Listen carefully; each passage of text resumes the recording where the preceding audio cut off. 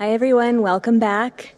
We're going to begin the afternoon programming with a keynote address. I'm going to turn it over to Seth now to introduce our keynote speaker. We'll clap for Ben in a minute. So one of the reasons why I traveled all the way around the world, about 28 hours with my 7-year-old and 13-year-old. They didn't need to come for that specific reason. But one of the reasons why it's worth coming all the way here is because of the incredible talent density in the United States on frontier AI safety and governance. And so we've got in the room, and you already heard from people who were among the leaders of White House policy on AI over the last 4 years. And one person who has played a role throughout that period and who has led many of the most important initiatives on the governance of frontier AI is Ben Buchanan, and it's a huge pleasure to be able to introduce him and to be able to have a chat with him in a minute, and then we'll have some questions from the audience as well. So Ben is an assistant professor at Johns Hopkins University School of Advanced International Studies, or SAIS. Served in the Biden White House all 4 years, including as the White House Special Advisor for AI and as Director for Technology and National Security on the National Security Council. He's the author of 3 books on AI, national security and cybersecurity. My favorite among them is The Hacker and the State. The others are great too.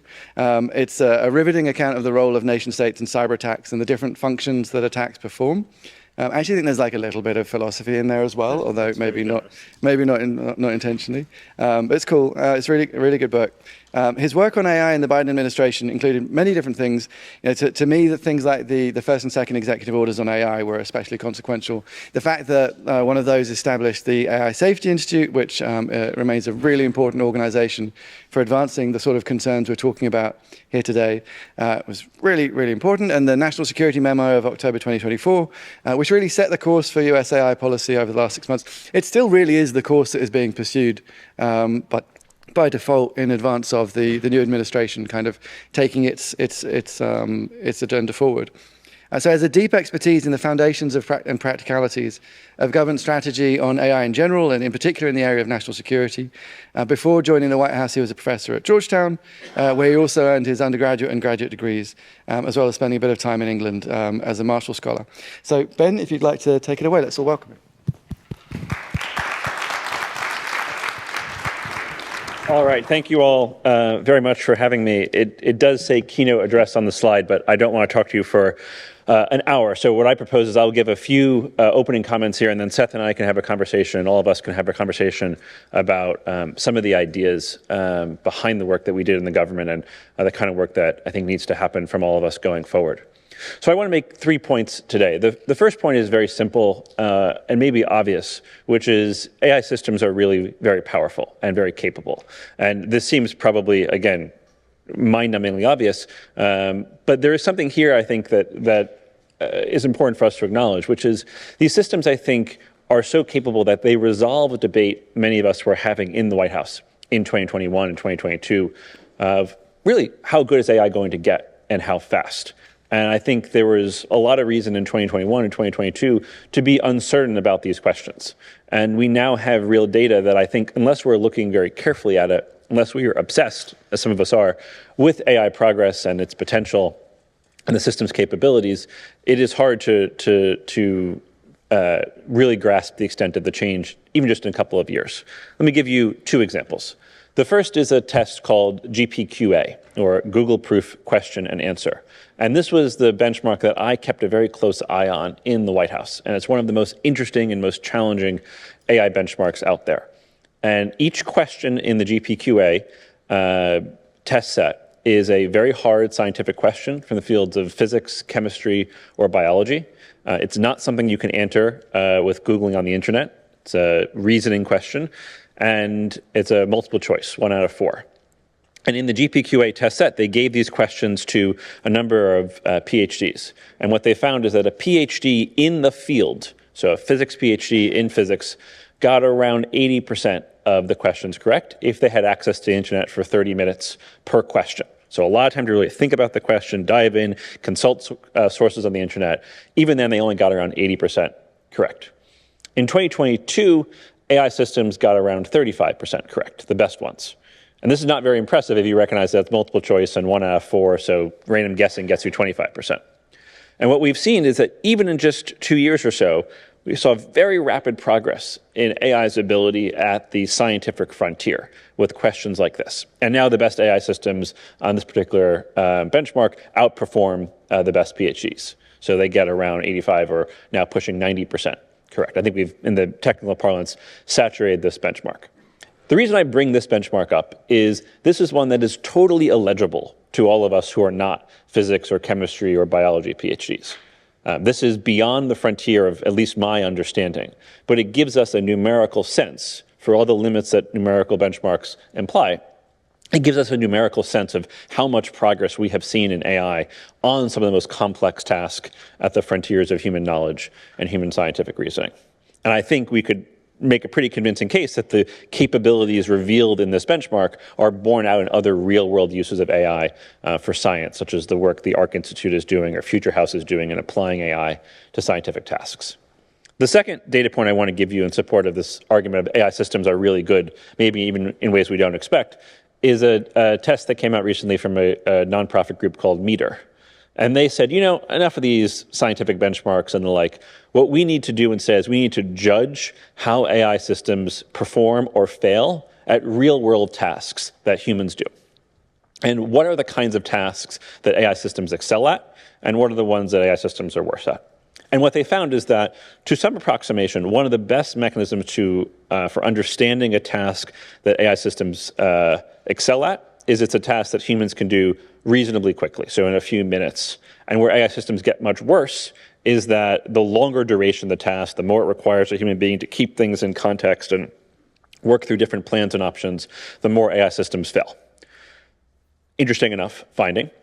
They found that the best system today, Claude 3.7 Sonnet on their benchmark, can do with about 50% reliability, so that's the break-even point, tasks that humans can do in an hour. What's most interesting, though, is they found a very rapid rate of change. So if you went back 2 years or so ago, the best systems could do tasks that humans could do in a couple of minutes, and anything more than that, they would fail at. So we see the same exponential growth in capability that I think was not legible to us or was not easily observed by us in 2021 and 2022. And you could have had, I think, real debates in the White House about how long it would take AI systems to do these kind of longer duration tasks. So all of that is point one, which is I think we have real data that can help us resolve, to at least a first approximation, really important debates that weighed on the policy decisions we were making in the absence of this data. And we should take that data, I think, as facts for informing ourselves about where we are in the world today. The second point two, is, well, the natural question of how much better are AI systems going to get? How powerful will the AI systems be in a year or 2 or 3 years from now? We have this general intelligence discussion. We have this superintelligence discussion. I don't think those terms are very helpful, but what I want to do here is offer some ideas or trend lines that I think give me a very strong intuition that we will continue to see rapid progress, that we are not yet at the plateau of the S-curve. And I've got 5 in this category. The first is that we still have the scaling law in AI systems. And many of you probably know this, but the more computing power you put into training an AI system, if you want to be nerdy about it, to pre-training the neural network in an AI system, the more powerful that system is, provided you're also matching it with data. This, I think, law there certainly is a plateau here, but this law shows no signs of diminishing. The second is we've seen tremendous growth in algorithmic efficiency, getting more juice from each squeeze of computation in a way that we can model in a very real sense. And DeepMind and OpenAI and Anthropic have done, I think, excellent work at making our algorithms more efficient. For that matter, so has DeepSeek, the Chinese company in AI. The third is that we have seen, as we talked about and Seth talked about earlier this morning, I won't belabor, a lot of progress in the agentic AI frameworks, getting AI systems to actually do things in the world, which will, I think, continue to improve, especially as the base systems get better. The fourth is that we've seen remarkable improvements in AI reasoning, this long desired but now finally made real marriage between the large language model paradigm on the one hand and reinforcement learning on the other hand, coming together in things like O1, O3, or the extended thinking mode in Claude. And these systems, I think, are much better at working through very complex tasks, doing long duration tasks. And it seems to me we have unearthed a new scaling law in those systems where we can predictably see improvements based on the amount of computing power we give to the systems for the reasoning task in particular applications of AI. And then the last, and maybe the most interesting to me, is what we call AI recursion, or sometimes called an intelligence explosion, the ways in which AI systems can accelerate the development and power of AI systems, leading us to an exponential growth in capability. And there's a ton of ink spilled on this subject, and we can talk about it, but I think it's fair to say we are beginning to see glimmers of this, in which AI systems are helping us design the chips that we use to render more power available to these AI systems. AI systems are helping us make the algorithmic improvements I was talking about, helping us write the code and the engineering infrastructure that runs these systems. And I think this is one of the least appreciated but most important areas of policy today. In the same way that I was watching GPQA very carefully in 2022 to see what was possible if I were in the White House today, or indeed as a professor today, I would be watching very carefully the degree to which we are starting to see the glimmers of AI recursion and what that means for accelerating capabilities. So, point one, AI systems are really good today. Point two, a lot of reasons to continue to think they will get better, maybe even better at an accelerating rate. Where does this leave us as academics and as scholars and as advocates? We could talk for the entire time here about the implications of this. I want to give you just one, and then we can talk about the rest with Seth and with all of you. When I was in the government, I was very fond of saying that AI policy was a decathlon, that there were a lot of events and the United States couldn't skip any of them. And I really didn't see these events as in tension with one another, but thought we had to be good and do a good job at all of them. And we had to make sure that AI was not discriminatory in hiring practices, while also making sure it helped and did not harm our healthcare system. We had to make sure that the AI systems released to the United States were safe and secure and trustworthy, while also making sure we retained an American lead over China. We had to make sure that our national security agencies could benefit from this technology, while also making sure we are respecting the fundamental rights of Americans. These are the events of the decathlon, and we have to do all of them. It did strike me, though, that there was a through line through the decathlon. There was a theme that showed up in every event, which is that AI is the first revolutionary technology, probably for at least the last 100 years or so, that was not funded by the US government. And if you think about all the previous ones, certainly the atomic age, but also radar and large-scale aviation, the microprocessor, the early days of the internet, GPS, all of this, for better or for worse, as a matter of history, has its roots in the money of the American defense apparatus, usually the Department of Defense. Because this is, again, for better or for worse, how the United States has chosen to make big investments. It sees a need for a military purpose or a defense purpose, and it makes a very big investment, which catalyzes the technology, which has broader social effects. I'm not saying it should be that way, but I'm simply observing that for the last 100 years or so, it has been that way. The effect of these investments historically has been the United States government has some degree of understanding of this technology, because even though it's the private sector that's doing the innovation in the early basic research phases, or universities that are doing the innovation, there's someone in the United States government signing a lot of the checks. And that person has some understanding of what the technology aims to do. And to some degree, the United States government, for better or for worse, has some control over where this technology goes. And in our better moments, the United States government has used this control to nudge technology into places that are more open and more democratic. Again, not always, but sometimes. AI follows the same pattern.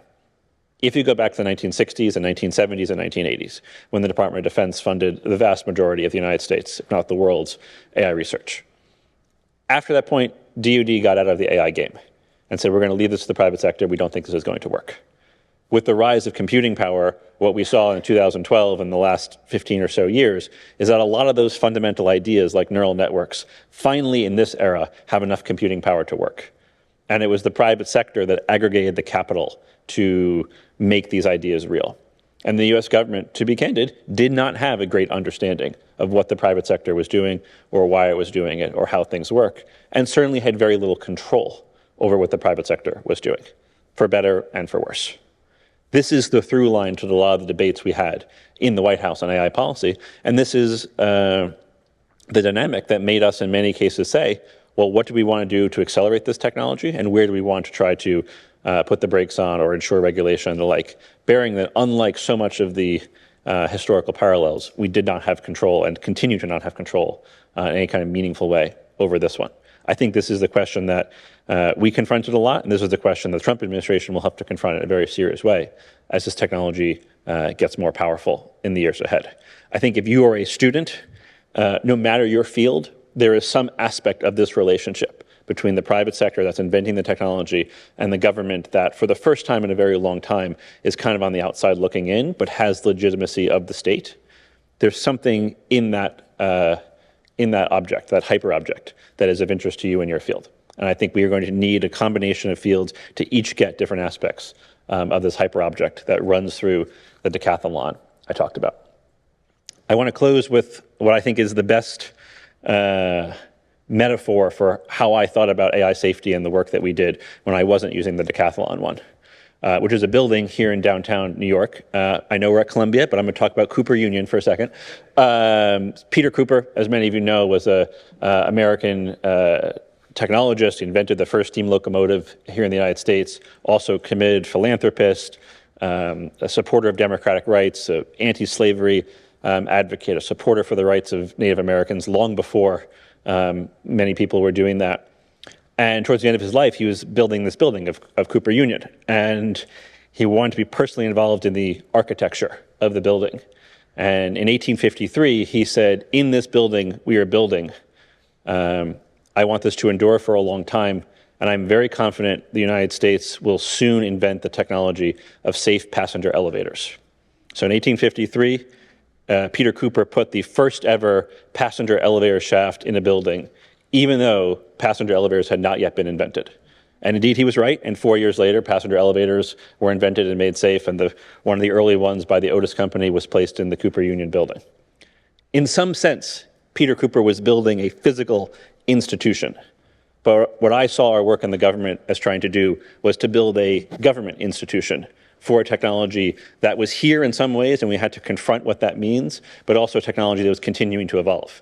And we had to build an institution that would be fit where the technology would be in just a few years. You all can judge how well we succeeded in it, but I think as we get closer to this moment where the technology continues to improve, we have to do both tasks at once. We have to confront what it means for us today, and we also have to build things that will help us in the next iteration. So with that, let me enter into conversation with you all. Thank you for having me.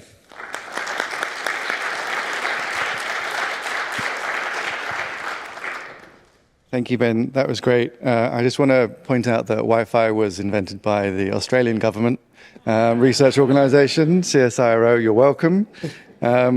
And also that it seems as though many of the elevators still operating in New York may have been invented around the same time. I think they're actually from 1857. Yeah, no, honestly, man, they're so small and they never arrive. That was really cool. And I want to also just say to everybody, so as many of you will have heard, Ben did an interview with Ezra Klein recently, which was a great retrospective of many of the things that Ben did while in government, and as well as of this sort of overarching theme of essentially that AGI is coming. I wanted to start sort of our conversation before we open it up to the crowd, and as you know, put in your questions with the QR code. I wanted to sort of look forward from where you are now. You're starting your restarting, you're returning to your academic career, you're thinking about things in a bigger picture, and like to think about how we collectively can respond to the first two claims that you made. I'm not going to challenge them. I think I agree with them. I think many of the people in this room agree with them.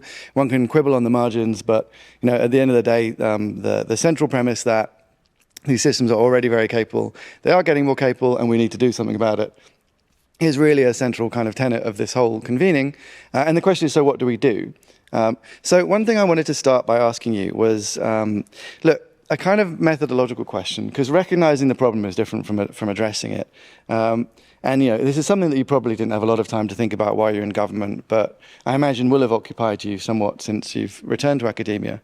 So what methodological tools can we use for thinking about navigating the next several years? Like, what are the good ways to think about the societal impacts of AGI? Like, we are talking about a technology that, like Arvind said, will have there'll be aspects of its pathway that follow the pathway of previous technologies for sure, like everything, all of this has happened before, all of it will happen again, like in Battlestar Galactica. But there are still kind of features of this that are unique, transformative across every kind of domain of society. All of our kind of resources that we use as academics tend to be very kind of narrow and specialized. we're sort of like narrow AIs ourselves. Like, what are the things that you're thinking about? Like, what resources are you drawing on to engage in this next stage of work? And one way of thinking about this is, what are you reading? But yeah, what are the conceptual tools that you think are helpful for addressing this sort of change that you're describing? First of all, you dramatically overestimate how much work I have done since returning to academia 2 months ago. So I appreciate that. I think I think it's Mary Oliver, I forget the poet, who says something like, to resist metaphor is to endure the thing itself. And I think some of us as scholars have to have this mindset of AI where we have to resist the metaphors and temptations, I think, of history and of analogy, and we have to endure the thing itself. And I saw this when I was a cyber academic, which is what I worked on before I came into the government, where a lot of folks wanted, in the study of cyber operations, to say, let me tell you what this is like using nuclear weapons as the primary lens. And I think the analogy just wasn't very good. And I think what I try to do in AI, for better or for worse, is to say, let's go and confront this technology on its own terms. And let's make sure we understand in a detailed way what it can do and can't do, both with benchmarks and real world usage and the like. This is what we tried to do in the government. And we spent a lot of time in the government, because we were not the ones inventing it, talking to the companies and talking to academics outside the companies who are inventing this technology. To try to understand. So that, I think, regardless of the discipline, is probably where there's a lot of upside, which is just sort of being better at understanding what the technology can do. I read your paper for this. I know you were not looking for praise here, but I thought this was a really good example of engaging with language model agents and the like, and what they can do with their limitations and the like, and then saying, let me tell you what this means to me as a philosopher and the like. I cannot tell you, any of you who are in different disciplines, which tools of your discipline still hold up when you are enduring the thing itself. Frankly, in political science, I don't think it's many that hold up. But I do think there is a real value in taking the tools that you know and then applying them directly to the technology. Yeah, and I think that's something I completely agree. And I think that one of the questions I'm most often asked by early career folks, students, I met with a first year at Columbia just yesterday, is like, to what extent in working on this should I get into the technical details, as opposed to kind of looking at, I always say, like, that the empirical side of things, like how these technologies have been deployed, is really important to study as well. It's not only the math. But also, it is really important to engage with the math. So in that sort, or engage with the technical literature. Or just the core, even if it's not the math of it, I don't think you need to do the matrix multiplication.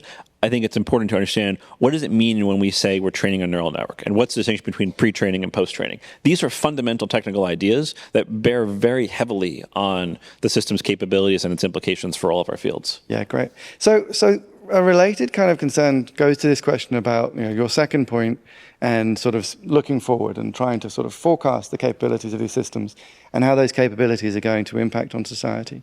So there's really two parts to that. One of them is about, like, every one of these curves that looks like a hockey stick is a sigmoid, probably. And at some point we will hit the sort of the flattening part of it. And so actually kind of being able to pick out where that turning point is going to happen is a real challenge. So one part of the question is, how do you think about doing that? The other part of the question is, obviously the kind of, the impacts on society are not a simple function of the capabilities.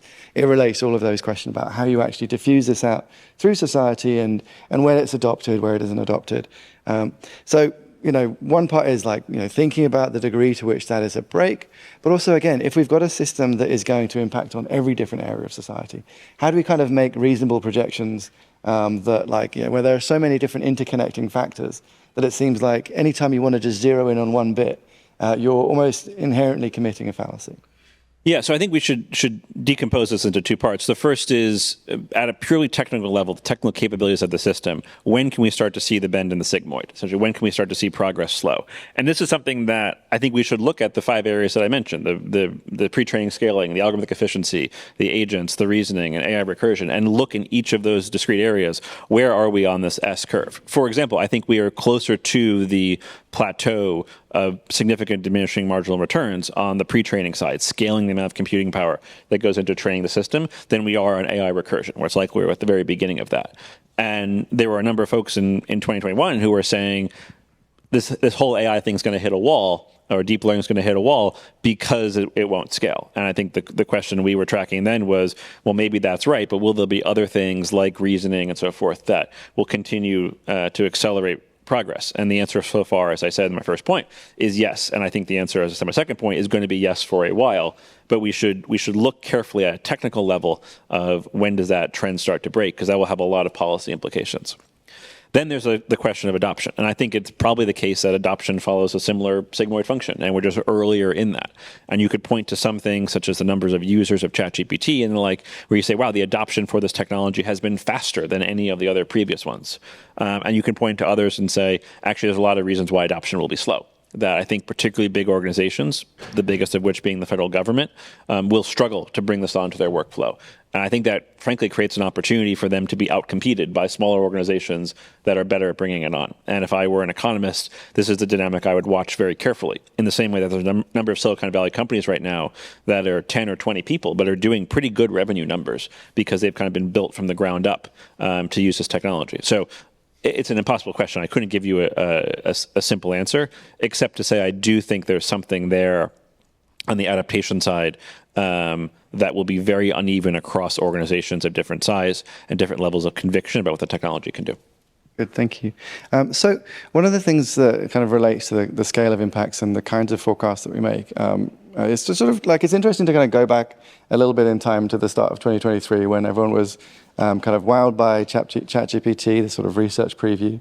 And at that time, a lot of the discussion on the AI safety side was really driven by concern about existential risk, and particularly risk of human extinction. There was a famous statement on AI risks that was put out that lots of people signed on to. Much of that sort of that year of AI policy leading up to the Bletchley Summit, which I know you played a big role in for the US, was really focused around these types of risks. And over the course of the kind of the subsequent year and a half, that sort of that discussion kind of transmuted into a discussion about national security risks. And I'm curious to sort of know a little bit from the inside about your kind of reflections on the nature of that shift in discussion, whether it was a sort of some people who were advocating for concern about extinction risk who then changed their views to focus on national security, or whether it was like there were groups, some focused on existential risk, some focused on national security concerns. One of them kind of persuaded the others or to a greater extent had the ear of the administration. How do you see those types of conversations, and where do you think they're positioned now? I guess I just see less tension here than some others do. So first, thanks almost entirely to the great work of folks like Alondra Nelson, who you all heard from earlier. We were in the White House, we were on these questions of what could AI mean for our society and for bias and fairness and transparency and accountability before ChatGPT. So while at the same time we were taking national security actions related to chip controls on China in 2021 and 2022, Alondra was running a long and thankless process with a lot of agencies. Frankly, now that we're out of the government, I'll say she doesn't have to, over a lot of agency objections to make sure that the United States government and our society was using this technology in an appropriate way. So I never saw any tension between those two perspectives at the time. And I still don't think there is that much tension at a technical level today. The same methods that we would use, the same kind of interpretability that companies like Anthropic and OpenAI are pioneering that will help us guard against discrimination and those kind of risks, will help us guard against national security risks and misuse and bio and the like, and also will help us down the line with broader alignment challenges. So I get that there's different parts of the debate, but I think from a U.S. government perspective and from my own personal perspective, I saw these all as events in the decathlon, and we had to do all of them, and we did. Yeah, interesting. I mean, I guess the one aspect of that you didn't mention quite so much there is this. There was this very specific focus on human extinction in that early period, and it's just something that one sees kind of less now. I mean, I don't think that there's any particular reason why one shouldn't pay attention to that as part of the long tail of risks. But it certainly did seem like that place in the debate got taken up by kind of a notion of catastrophic harm that in SB 1047, for example, ended up being defined as damage equivalent to $500 million or above, which is a fair way short of human extinction.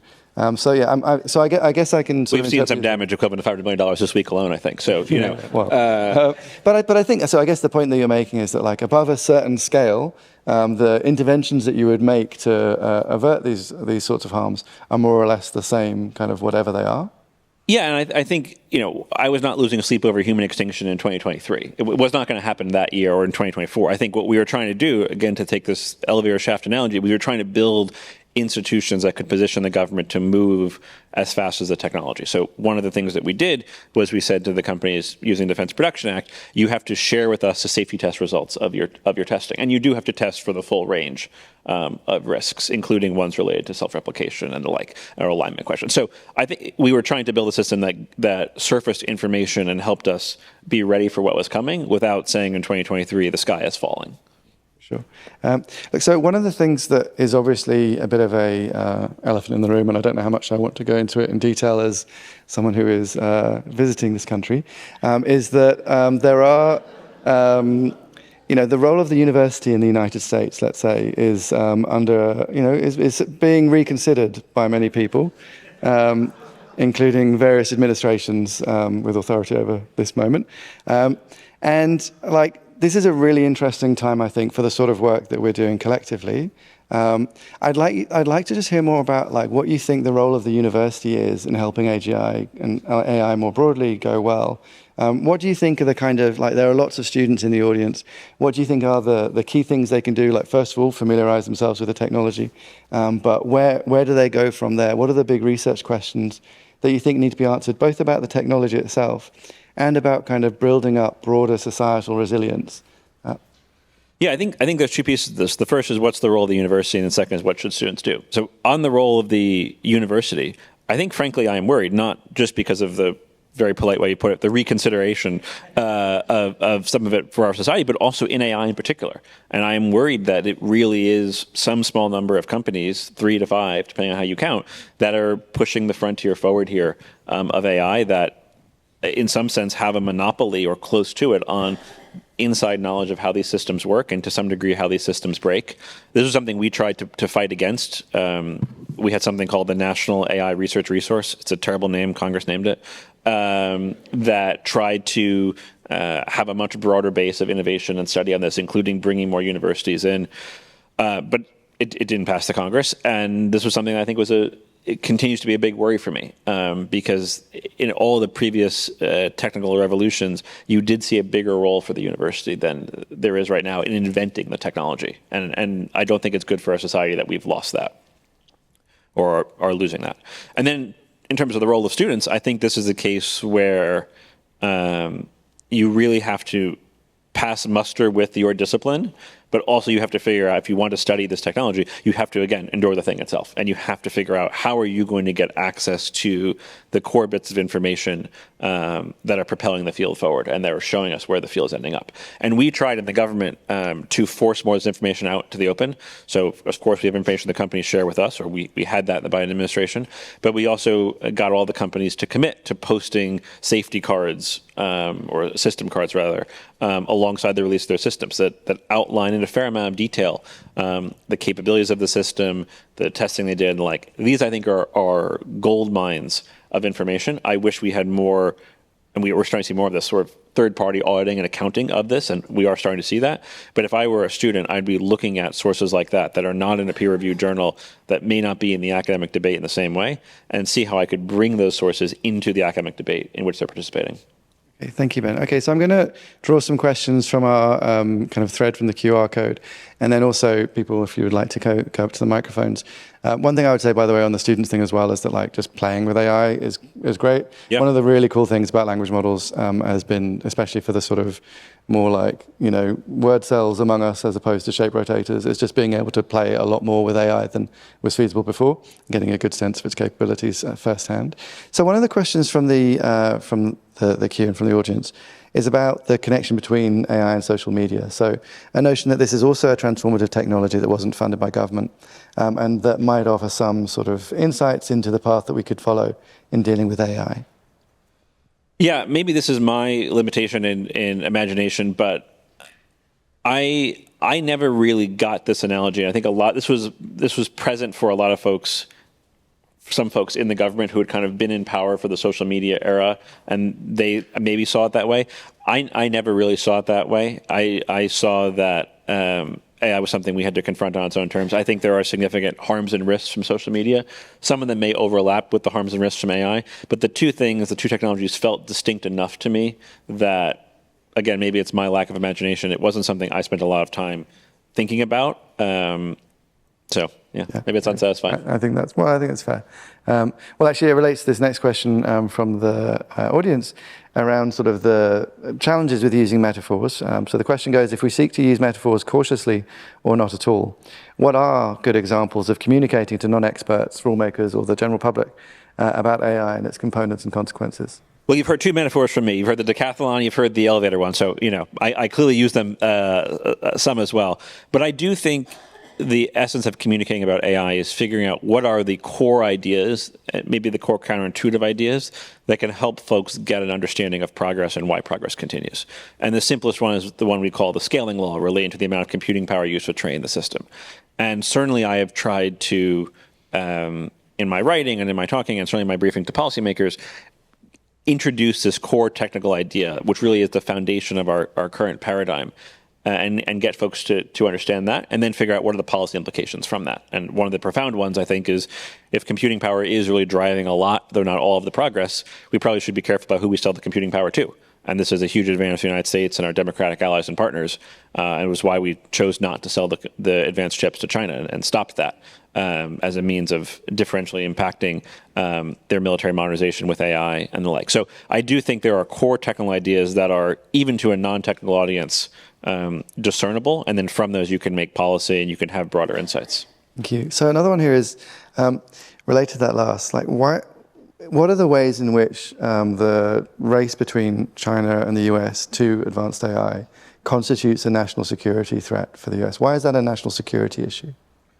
Well, I think the implications of AI for national security are profound, and you could basically take many of the national security activities that we do on the military side, on the intelligence side, and AI can help us do them better. And I'm a very big advocate that we need to do this in a way that is responsible. Frankly, I am wary of an automation bias, and we had extensive binding guidance from the president to agencies about how they could and couldn't use AI. But I think it would be naive to assume that on something like intelligence analysis or cyber operations and the like, that AI couldn't really help us. And I don't think we want to live in a world in which we are not using AI to better protect our network defenses and the like, and also to play offense. And the United States, we can have a debate whether or not we should, but I think it is a fact that the United States has an intelligence community, and if you're going to have an intelligence community, you want to make sure it's respecting rights, but you also want to make sure it's doing its job. And I think AI can help us do that job better. So I'll take one more question from here, and then I'll go to the two mics. So for the question here is for those who are trying to influence policy under the current administration. What are your thoughts on where they may be open to kind of working together on questions about how AI can affect democracy? The short answer is I don't know, and I think I'm probably the last person who could give great insight into what their approach is. I think one of the things that's interesting about their AI actions is they have not really rocked the boat a ton. I think they're still looking at things. They're still doing a review. I think that's great. This is complicated.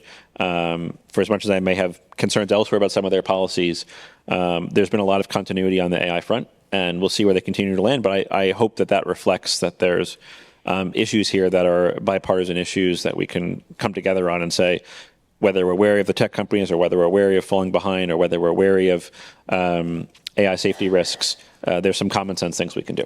Yeah, good. I think a wait and see approach is probably worth taking.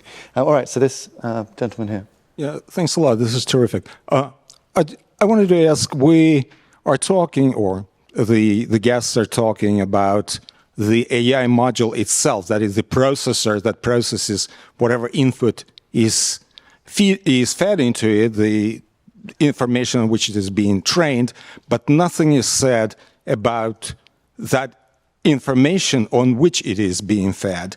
And in the context of the previous conversation, especially Seth was talking about democracy, and the word was kind of flying, and it was right on the screen. And the training models are decidedly not democratic, because they are the reliable training models are those from corporate publishers who notoriously editorialize and exclude certain stuff from their reporting. And the prime example that I can give is the work of federal judiciary, where I had to sue a bunch of federal judges, and they argued that in Pearson against Ray, they gave themselves the absolute immunity when acting from the bench, quote unquote, maliciously and corruptly. And any AI model would look at the presidential immunity that Trump got and say, oh, wait a minute, branches are co-equal, therefore we got to talk the same way. No one is above the law about federal judges also. But nobody does. I try to go to a ton of editors and reporters, and they're just stonewalling it. So what kind of democratic output can AI do if the input is essentially oligarchical, protected by our current corporate speech structure? I wouldn't call it free speech because it isn't. So that's the question. Yeah, I think this gets at another one of the core technical ideas that is discernible even to a non-technical audience, which is these AI systems have no common sense. The smartest AI system has no common sense. They learn everything that they know from the training data that they get. And one of, I think, the profound questions is, well, what is the mechanism through which companies bring on the training data to train these systems? And then what role, if any, should the government have in that? And I think our view was, well, the government, and this is cognizant I'm here at the Free Speech Institute, the government should not be in the business of telling companies, you have to put this training data in your system, you have to not, maybe with some narrow exceptions around particular kinds of classified information or something we could talk about later. And then in effect, as the companies generally choose their own course on this and the way that you describe. So this, I think, is a case where you've got this technical reality. The systems have no common sense. They learn only from the data that they get. And then it branches into a series of questions about what is the role of the government, if any, and then what is the effect of this coming from just a few companies that may or may not have the same set of data sources, and those may or may not be the sources that we want. Again, I have no answer for you except to say this is a linkage between the technology and the policy. Next question, Sam. Thanks a lot, Ben. So yeah, I'm wondering if you could give us a little more insight into kind of within the White House motivations for like retaining U.S. leadership against China. I can imagine there's just there's obviously like a military and intelligence capabilities that you mentioned. There's just economic, growth and returns to U.S. industry motivations. There's maybe you want to lead in global deployment and spread, American systems laden with American values. Insofar as there's trade-offs between these these goals, do any of them you think kind of outweigh others? And then also, in terms of how you allocate compute, for example, or something. And then also if you could say something about the long-term end state of this competition. If you have this U.S. leadership that persists, what does the end stable state look like that you're shooting for? Yeah, this is a really important question. I think all of the things you mentioned were goals of the Biden administration in AI policy. It's worth noting we were willing to do some things for some goals that we were not willing to do for other goals. So, for example, if the United States had wanted to hold China down economically on AI, I think we would have had a much different posture than if we wanted to have a national security advantage. So, for example, if we wanted to hold China down, we could have controlled a much broader array of chips going to China. But our view, which at the time was not a controversial political opinion, was that we all benefited from some kind of free trade in the international system. That, yes, it was appropriate to use export controls, but we had to use export controls in a way that was narrowly targeted to national security needs, as opposed to an economic tool of leverage. This was the famous Jake Sullivan's phrase, the small yard and the high fence. So there's some things we're going to control, and we're going to control them very well. And then beyond that, even if we still want to compete economically, we're going to compete without using this set of tools. So you can look at that as a revealed preference of which goals were most important. It is worth saying, though, at the same time we were doing these things, we were also saying to the Chinese, we want to talk about a stable end state here. We want to collaborate on AI safety. And I think this is a case where the historical analogy, not that I'm saying we're in a Cold War, but the historical analogy is we did this even during the Cold War, where we said to the Soviets, look, there's some equipment we're not going to sell you, but let's still talk about managing nuclear risks. And in the president's executive order on AI, which has a number of directive actions, including competitive ones, is the phrase, we are willing to engage even with our competitors on AI and AI safety. And we had a group of us flew to Geneva, quiet back channel conversation with the Chinese in May of 2024. And that led to, someone was talking about nuclear weapons before, that led to the first agreement between our two nations that we had to keep AI away from nuclear command and control. that is the first step. I would like to see more. We are not in power anymore. But that was, I think, the first step in trying to say, look, for as much as we're competing here on the national security side, on the economic side, we can still have a stable relationship to talk about, as a species, how we're going to manage this. Ranjit? So my question is, I'm looking for your perspective and insight on, given the trajectory that you've outlined, do you see that there are different ways in which we can actually think about governance mechanisms for closed models versus open weights models? And is there a place or a threshold where you consider that open weights model might be too risky? And what does that do to democracy in a way? Because, in a way, partly the question around closed versus open is also centered on this notion of, closed models connect with concentration of power versus open weight models kind of open up the space of who can participate in this particular technology and the economy that is basically developing on top of it. So how do you, reason through that particular process and just your perspective on it? Yeah, I can give you the reasoning. I don't think there's a stable conclusion on it right now, but I can give you the reasoning. So first, you were very precise in your question about saying open weight models as opposed to open source models. I would be critical of a lot of the folks who claim they're releasing their model weights and therefore they are open source. And this is one of the rare audiences that probably gets this because of your focus on that. But I'm a very big advocate for open source software. I'm a very big advocate for open source encryption software like Signal and the like.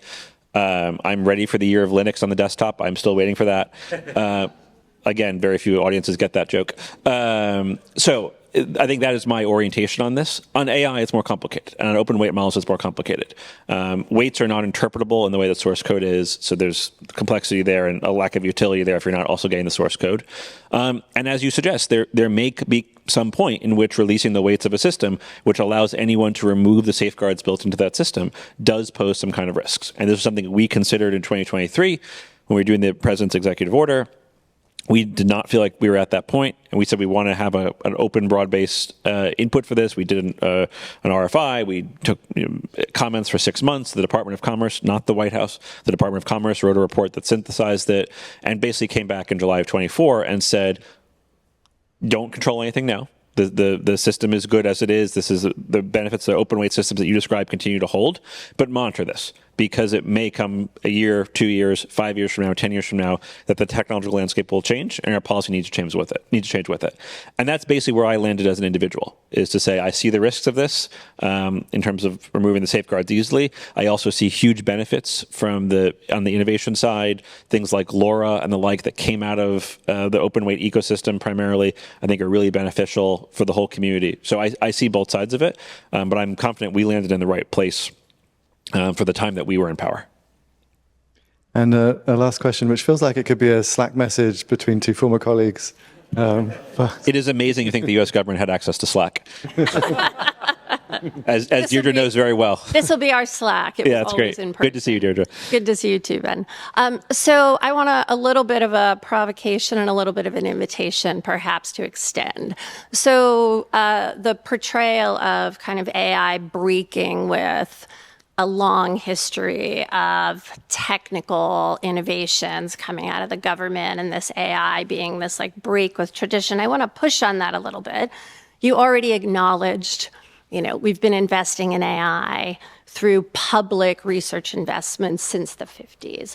But I think more importantly, the AI moment where we have industry doing a lot of the very cutting edge work is occurring in the US after those years of public research investment with PhD students that we graduate, with our faculty who go and launch startups, and in an open research ecosystem that allows people to pursue their ideas, allows people to tackle the things that are of interest to them, and allows people to collaborate with industry and produces publications, a commitment to openness, to sharing our data, to sharing our work. And so this idea, I think people could walk away thinking that, the wholesale assault on the public research ecosystem could leave AI fine because all the important work is happening in the private sector. And what I want to say is, people like to talk about the AI winter. We're about to hit an everything winter, folks. It's an everything winter. right? And so I really just want to invite you to talk about, particularly, we have an administration that is talking about the important role that we are going to compete and we are going to be first in class. And first off, our competitive strength is based on the power of our ideas and our ability to translate them into things that serve the American public, improve our health, our economy, et cetera.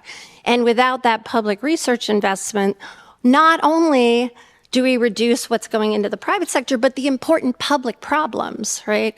Important work on interpretable AI, where did that start?